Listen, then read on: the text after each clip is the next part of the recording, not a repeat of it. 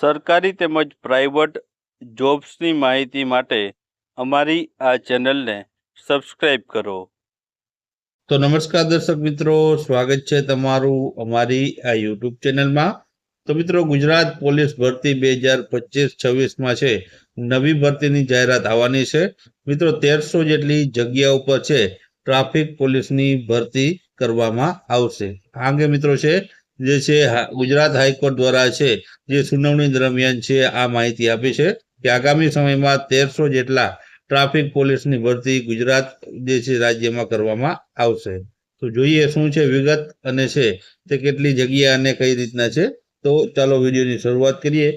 તો મિત્રો, ધવલ મારું જે છે મિત્રો જે રેગ્યુલર જે છે ભરતી અપડેટ આપતા હોય છે તેમના દ્વારા પણ માહિતી આપવામાં આવી છે કે ગુજરાત હાઈકોર્ટ જે છે મિત્રો તેમના દ્વારા છે મહત્વપૂર્ણ અપડેટ છે મિત્રો આપેલી છે કે ગુજરાત પોલીસ ભરતીને લઈને મહત્વપૂર્ણ અપડેટ છે કે ગુજરાત હાઈકોર્ટ દ્વારા છે સુનાવણી દરમિયાન રાજ્યમાં જે ટ્રાફિક ઇન્ફ્રાસ્ટ્રક્ચર અને પોલીસ ફોર્સની જરૂરિયાત અંગે ચર્ચા થઈ હતી, જેમાં સ્ટેટ ટ્રાફિક બ્રાન્ચ મુજબ રાજ્યમાં 1315 ટ્રાફિક પોલીસ કર્મચારીની છે હાલમાં જરૂર છે અને સીધી ભરતી દ્વારા છે આ જગ્યાઓ છે તે ભરવામાં આવશે તેવું મિત્રો જણાવવામાં આવ્યું હતું.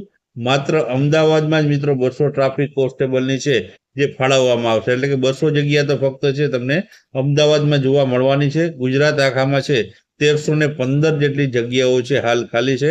તો 1315 જેટલી જગ્યાઓ છે ટૂંક સમયમાં છે જે ભરવામાં આવશે. આ ઉપરાંત વધારે તેમણે જણાવ્યું હતું કે હાલ 11,000 પ્લસ જગ્યાઓ ભરાઈ રહી છે અને આગામી 15 વર્ષ માટે પોલીસ જરૂરિયાત અંગે થર્ડ પાર્ટી એક્સપર્ટની સલાહ લેવાઈ રહી છે. આ ઉપરાંત હાઈકોર્ટના સૂચન મુજબ ગૃહ વિભાગ સેક્રેટરી છે પ્રોગ્રેસ રિપોર્ટ નવેમ્બર સુધીમાં આ રજૂ કરશે. ત્યારબાદ આગળ વાત કરીએ આપણે તો મિત્રો દિવ્ય ભાસ્કરમાં પણ આ અંગે છે માહિતી આપી છે કે રાજ્યમાં 1315 જેટલી પોલીસ જે છે ટ્રાફિક પોલીસની સીધી ભરતી કરાશે અને 200 ટ્રાફિક પોલીસની તો ફક્ત અમદાવાદમાં જ છે ટ્રાફિક કોન્સ્ટેબલની તે ભરવામાં આવશે. મિત્રો, આ હાઈકોર્ટ દ્વારા છે જે સુનાવણી દરમિયાન છે આ માહિતી છે રજૂ કરવામાં આવી હતી.